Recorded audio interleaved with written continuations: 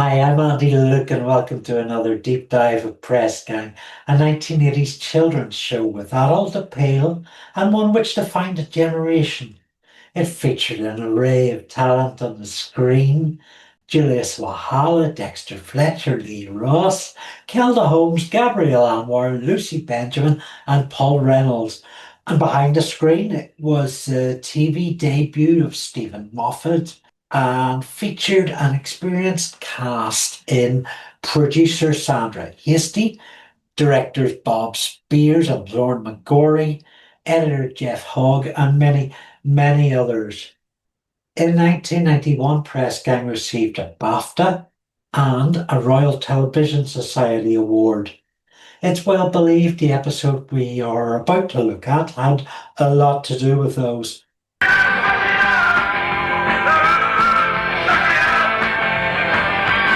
The opening sequence of the episode includes what Moffat scripted. Yes, so much more. A feat of sound, lighting, cinematography, and editing that very quickly dumps a sensory overload and uncomfortable feelings. The piece of music, uncredited, is Smash It Up by The Damned, the band's unofficial anthem. I think the video is directed by Martin Baker.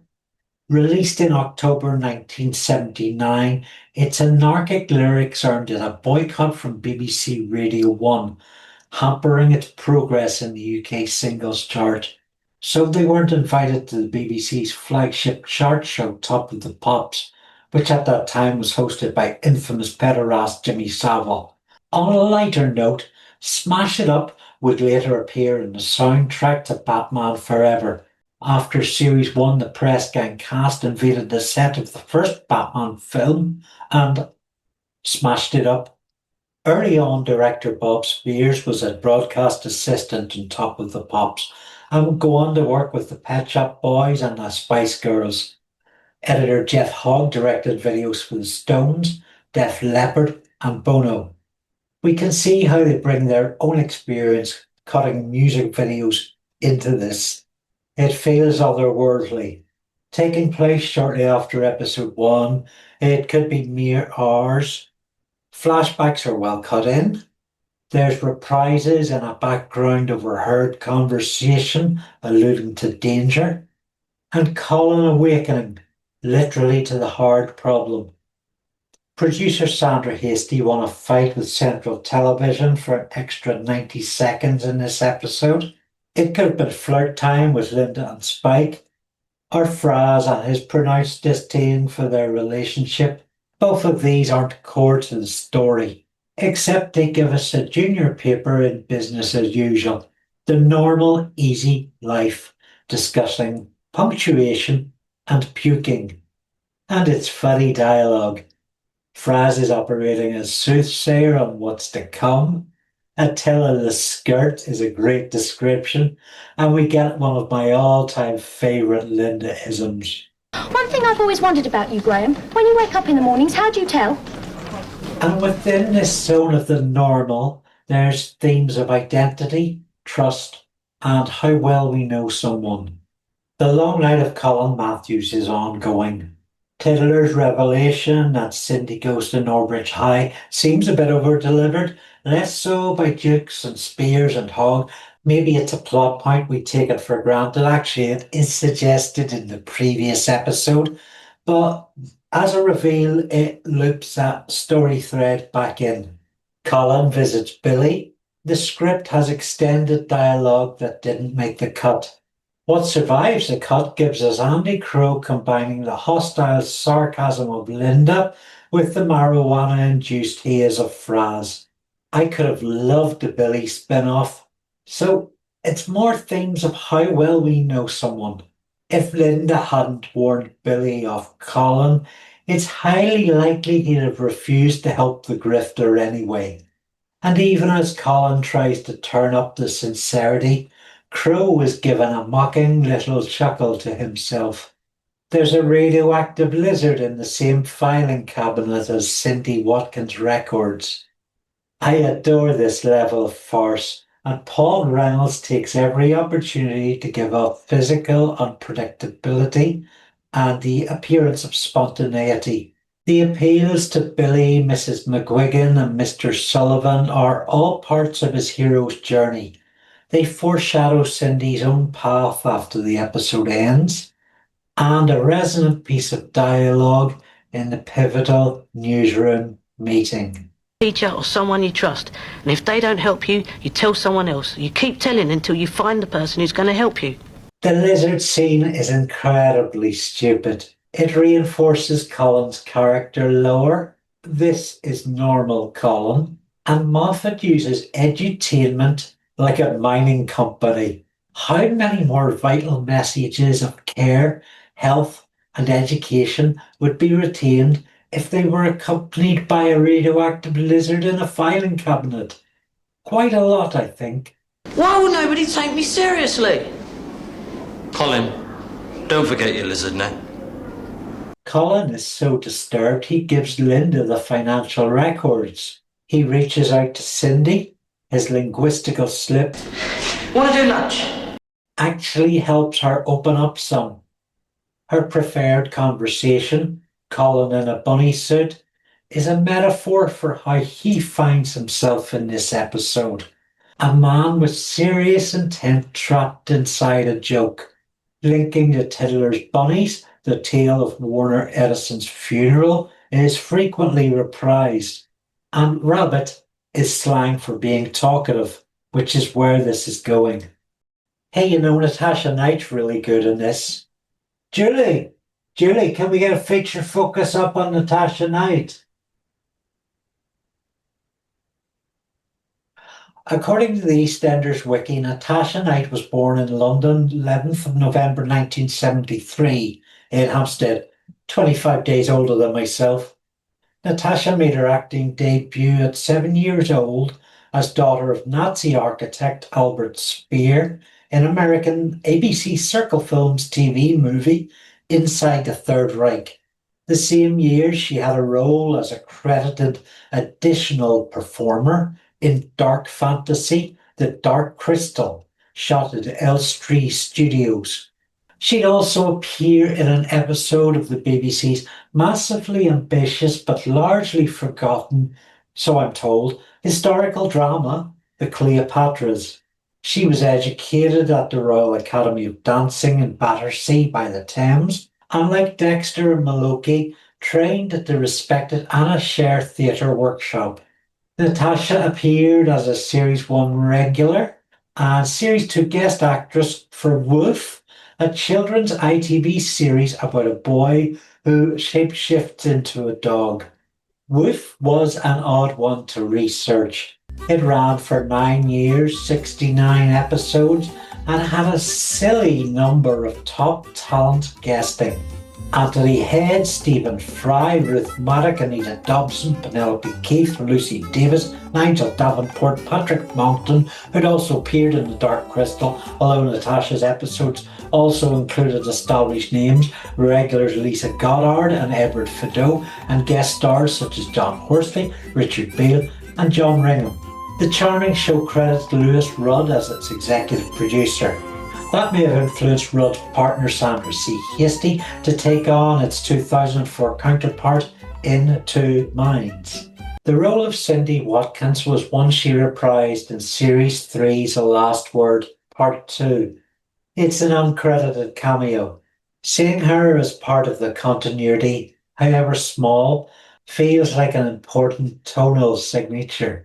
The same year, she wound up in amiable comedy 2.4 Children, 2 appearances in Series 1, and then her third appearance in EastEnders, reprising the role of Sophie Wilmot Brown, who she'd created years earlier.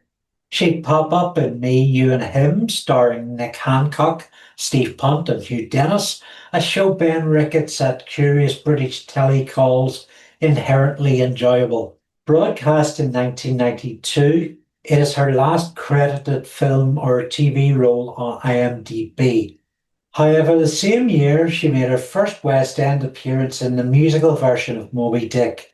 Hated by critics, standing ovations from punters, It ran at the Piccadilly Theatre from March 17th to July 4th, 1992. Economics forced the show's closure after 4 months. Natasha voiced one of the swarm, and an audio recording is available. There's a Dutch recording of the 1993 show, The Phantom of the Opera, where Natasha played Meg Geary, a rebellious dancer and friend to the lead, pivotal to keeping the plot in motion.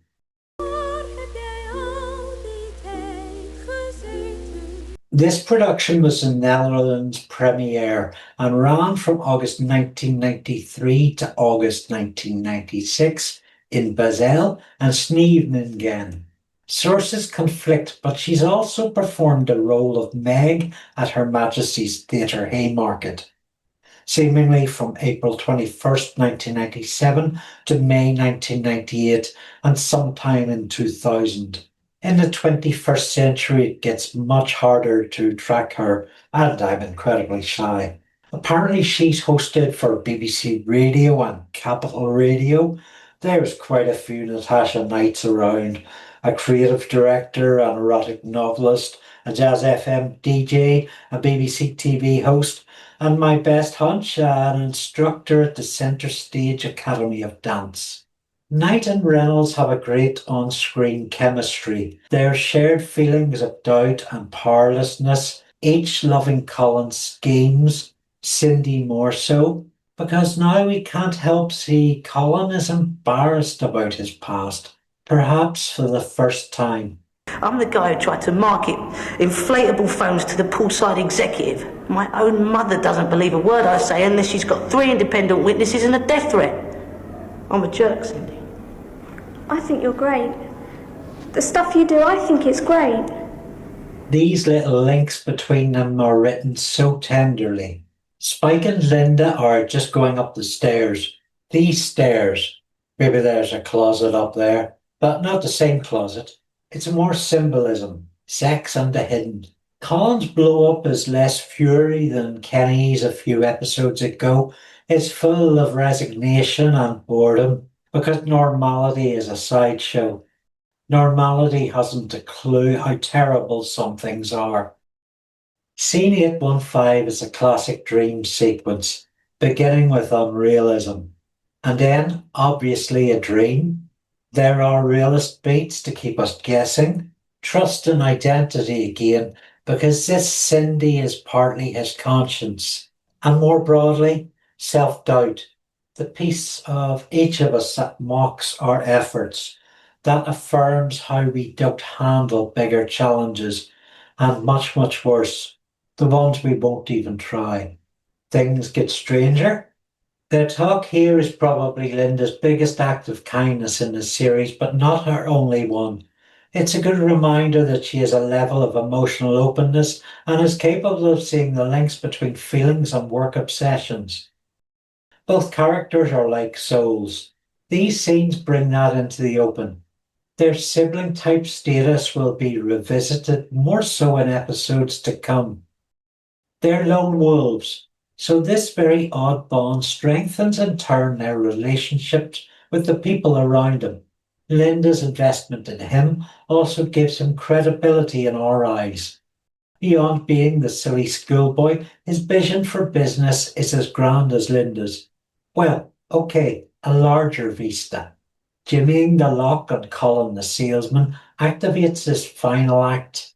Paul Reynolds should have got a BAFTA all to himself. His anger is tangible, burning, brutal, and the start of a great magic trick. Clearing the next edition is a very Lynda thing. The script has an extra page devoted to Kenny's response. There's also some extra dialogue from Spike, the happy-go-lucky dreamer and late sleeper. Perhaps a meta dig at Dexter's advanced age and late hours. Spike is wondering why Colin is even in the room. 35 years on, and I've never seen a more effective infodump than this newsroom meeting, which after all is the perfect context. It should be mandatory watching for any journalist. Steven Moffat has said in interviews that these episodes were less about child abuse and more about Colin's growth as a character. And I feel that's harmlessly disingenuous. It's the writer's protection to keep his ego in check and to be humble. I'm not privy to any info on his process with the NSPCC, who he collaborated with on this, but we can tell from what we see on screen that he's read the literature. And maybe there's some of his teacher training or literature or his father's experience that informed this scene as well. The paper's lead journalist should occupy the role of wisdom giver, but Sarah finds the tables turned when Colin explains how to sell and to work a room, which he proceeds to do literally. In post-abuse communities, we refer to someone like Colin as a secondary survivor, someone close enough to the affected person to have experienced some of the trauma and emotional disorientation. The survivor knows best their experiences, so it's fitting that Colin should take the lead here. And you're not the only one it's ever been done to, and no one's going to hate you because of it. You're not alone, you're not dirty, and it's not your fault. Make that point. Right, sure. We'll note it down. I'm sorry. Right. The lead cast form a chorus, questioning, and Colin has the answers, freed from his pain by his old friend capitalism. It's a really, really useful conversation. My favourite beat is Spike's question. I'm worried about my dad. What? Well, maybe I still love him. I mean, he is my dad. Which knocks Colin, showing that no one has all the answers. He's not an overnight expert. And this isn't an issue of clear good or bad. There are other emotional bonds grown over time, not just the abusive. There are others affected, like Cindy's mother. And Spike has his own history with his father, with toxic emotions, suggestions of light abuse, but very much a loving relationship too. Remember, guys, we want the kid through the door and talking, so let's sell, sell, sell. Get to it. Okay, boss. Sorry, boss. When commentators focus on Moffat's long-term writing only from Doctor Who or assume it begins with coupling, I do get a bit cross. He's not as funny as he is when writing drama with the comedy, nor is he able to develop and explore interpersonal relationships like this tender moment between Colin and Lynda. In the long-form narrative, this special is another big moment in the paper's history. To date, I'm thinking of the plans for Wellside and the solvent abuse expose. Big stakes in Press Gang almost always come with a twist, where the wheels fall off the cart, and this time it's very firmly grounded in realism. Cindy wanting nothing more to do with Colin, his own parallel sense of dread and powerlessness cut back down to being a punchline. All very realist. Ah, yes, the lizard man. Nick Stringer appeared briefly in part 1 and gives here in the coda an exact and balanced performance. Bill Sullivan in Lynda's story particularly is a mentor figure, not too judgmental, displaying a duty of care. His bare minimum disclosure around Cindy adhere to that duty, respecting the importance of her privacy and security. And there's emotional release in Paul Reynolds' voice that's another piece of raw, undiluted sincerity. 20 out of 10. The end credits two-hander, referred to in script as a duologue, is trivial in comparison, which is kind of the point, I guess. Colin concerned about Cindy's school results, Cindy remonstrating him for not being as fun as he was. She's hanging out with his friends, which is bad, though we don't know if he means those dodgy business associates or the people at the newsroom. I've put links to resources for help with abuse in this episode's descriptions. There's also a link to my video, It's Not About Neil, which is primarily about real guidance for secondary survivors of abuse and media and audience around those. Thank you very much for joining me. Thank you to my patrons whose names are on screen now. And if you would please give a like and a subscribe, but mostly give us a comment. I'd really like some feedback on this. It drives the algorithm up, but also it's good to chat. Communication's the very point of this episode, isn't it? So I'll talk to you there before the next video, right?